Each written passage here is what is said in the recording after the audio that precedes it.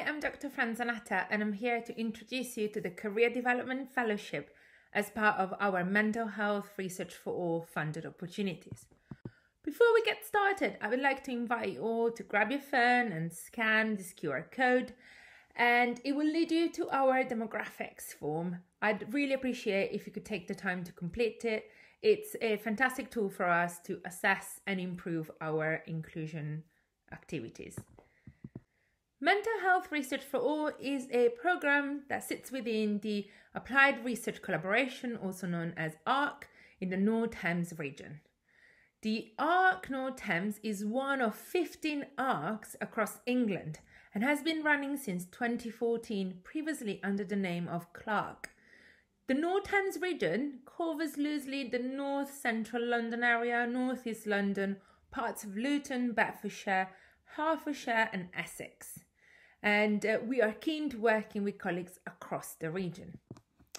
Mental Health Research for All specifically is an NIHR funded project for 3 years. For each year, we have identified a specific focus of activities. The overall aim of MHR, which is the way in which we call the program for short, is to build research capacity and capability in mental health research. So that means supporting you to engage, use, participate or lead on research.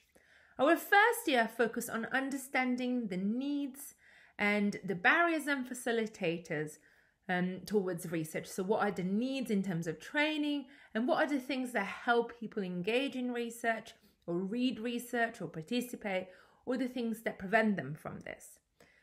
Having learned a lot thanks to you and your participation and assistance during the first year, we've now moved on to the second year, which is build. In this second year, we are focusing on developing those opportunities that help you getting into research. And that's what we're here to talk about. We have been working throughout consistently on the aim of the third year, which is sustainability. We are focusing on developing communities of practices that can maintain the work that we're doing beyond the scope of the project, so that the North Thames area continues to have a flourishing mental health research environment. So this year, as I said before, we're focusing on building opportunities. This is our second round of funded opportunities. We have a range of them from the starting element or level, getting into research, learning by doing, through the research internships, the Career Development Fellowship, which is what we're here to discuss today, which is about developing the research career of an individual, yourself. The Springboard Funding Awards, which I would recommend you take a quick look at, as they're not dissimilar, but they actually focus on the project as opposed to the individual. So if you're unsure, I recommend watching the video for the Springboard Funding Awards as well. I want to briefly mention also our training, fantastic training delivered by the NIHR ARC North Thames Academy.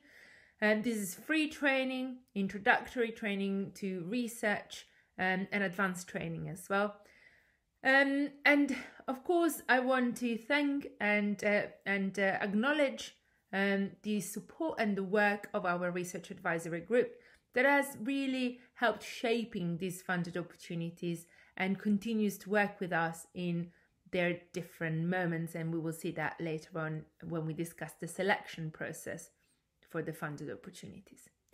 So today we're here to talk about the fellowship specifically. The fellowship, just to give you some headlines, it's an opportunity for a colleague with prior research experience. So this might mean that you have done a master's or you've done a PhD or you've conducted research in your practice.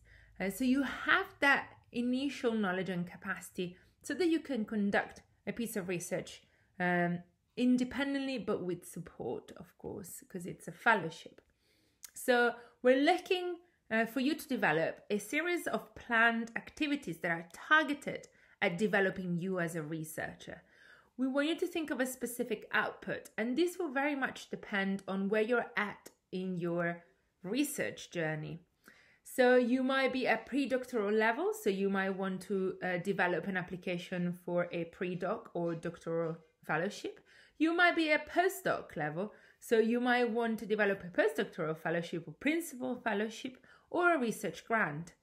What is really fantastic about this opportunity is that you'll be embedded within the ArcNO-10's network. So you'll be surrounded by amazing researchers and colleagues, and you'll participate to our meetings, and you'll have the opportunity to connect and really learn and grow as part of the community.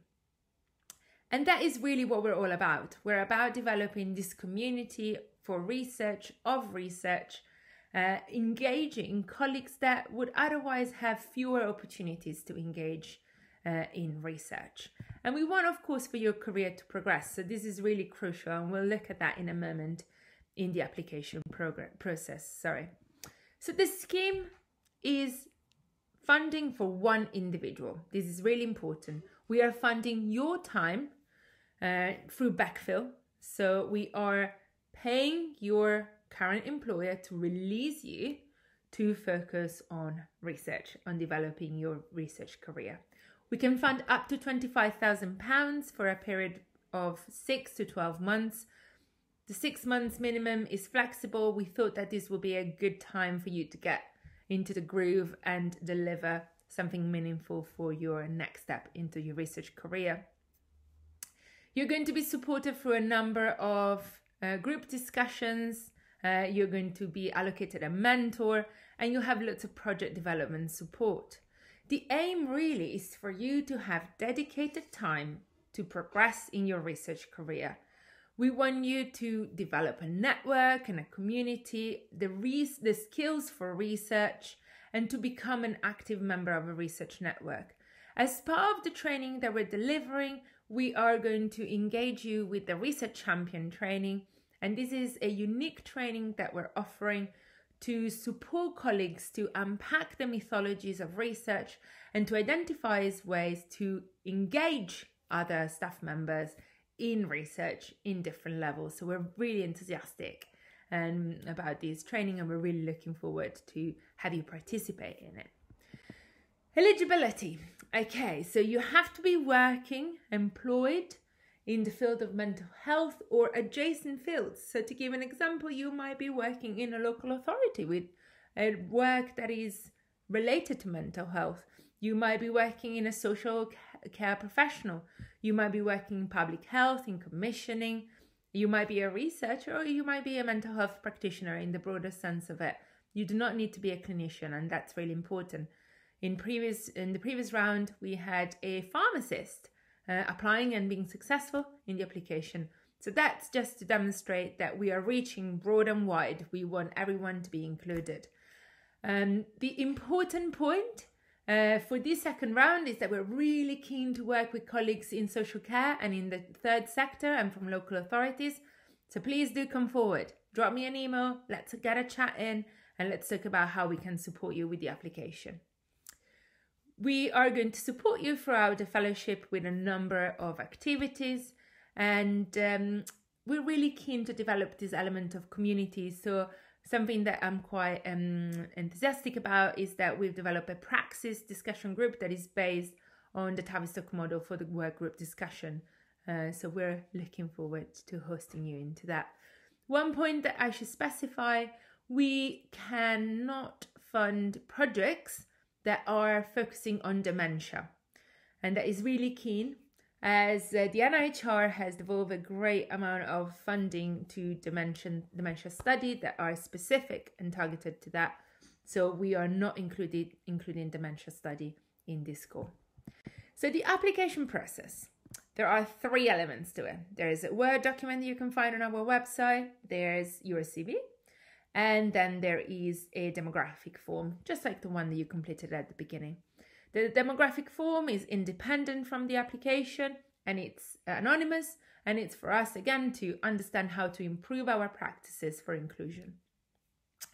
The application contains a number of questions, and I want to draw your attention to a few of these questions.